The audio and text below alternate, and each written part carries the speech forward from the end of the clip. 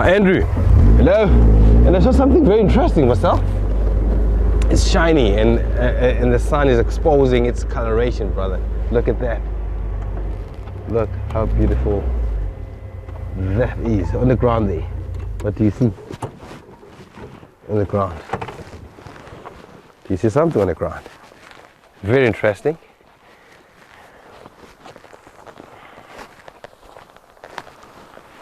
Look at this, Marcel. Look how beautiful this thing is, brother. It has its, we take a photo. It had its meal, nice and protected. So I just want to take a nice shot. So this is a garden orb spider, because you can see there's this zigzag web here, so it's easier to identify this one. And you can see its abdomen there. It has a little bit of spike looking design compared to a golden orb, and the coloration is very different. And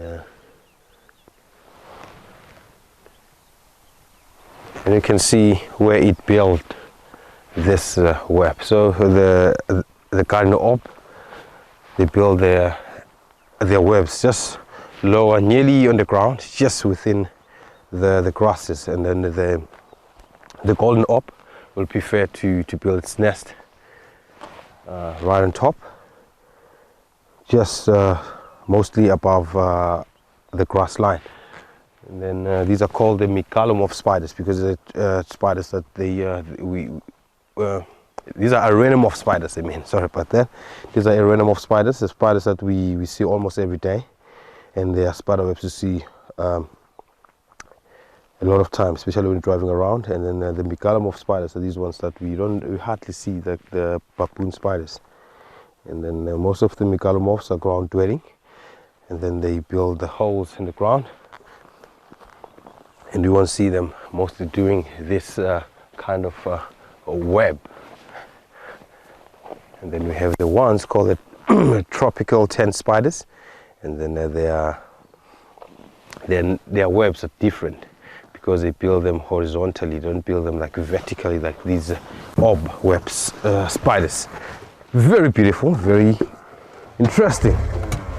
And this one is a female, and the males are much smaller, can be 5 times smaller compared to that beautiful female. And the females are colorful. And there's something in that web, which is the prey. And you have different spiders here with different lifestyle. Oh, and there's all sorts of exoskeleton here myself. Let's move a little bit forward and see what's happening here. And while I'm doing this, I'm busy tracking. Yes, Mary. Lovely long-legged lady. In a microscope, this web. Oh, beautiful. There's some prey species that lost its life there. What's so interesting about this community nest, it looks like this praying mantis is still praying here, but it's not praying, it is dead. And when something like prey is caught, you'll see all these tiny little spiders coming up and going to feed on that particular prey that is caught in this web. And what they do, you can see the exoskeleton of all these creepy crawlies, because they are so small they can't really take chunks of their prey. So what they will do is they will take a prey, and then they will suck all the juices that are needed by these smaller spiders. And the bigger the spiders, the more the spiders inside.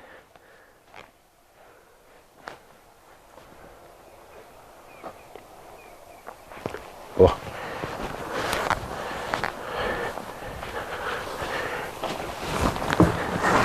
Oh, sorry, praying mantis.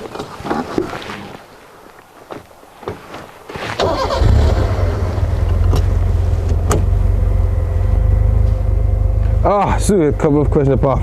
So I'll get onto them. Let me do impalas to walk on the road or just predators? Impalas, they walk all over the place. Sue, and sorry to be answering your questions a little bit later. Excitement got me here with all these spiders and stuff. And yeah, the impalas, they do walk on the road because they walk everywhere. They don't set up territories unless it's rutting season, because what happens, the males will be protecting the females from other males for him to mate with all of them. But they don't set up a specific territory that they don't walk into. They just walk anywhere, everywhere, the impalas. Oh, look at this lady. Yeah. Yes. And they're not territorial animals. Ellis and rhinos too, and elephants, they behave as their home range animals. So they will be having their own special place, but they can walk anywhere in the reserve. But they do have their special places that they go visit, especially in certain seasons, because they know where they will get fresh water, or they get access to water, or fresh grazing grounds or browsing grounds. And the rhinos are different because the males are territorial and the females are not. And then the males will set up territories. And what happens is, in these reserves, most of them, the males, they set up territories, especially using the roads. So you'll see the medians along the roads and in some reserves. And they won't be allowing other males to come in.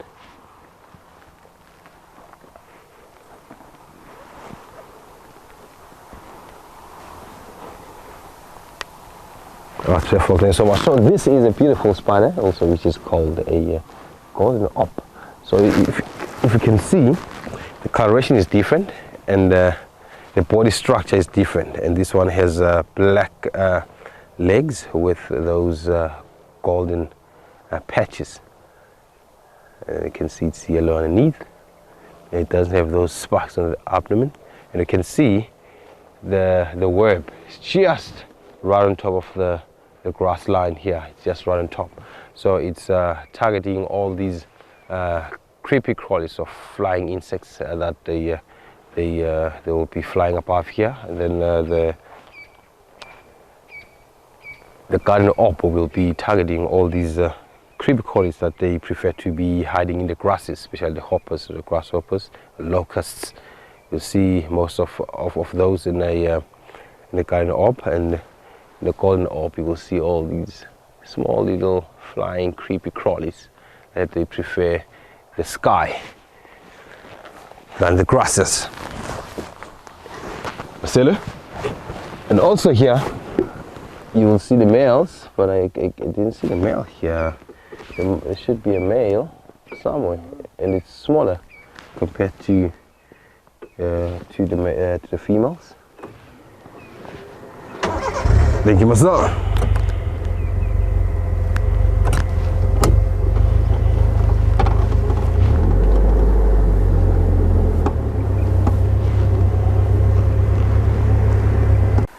Would you like to come on a live virtual safari with me?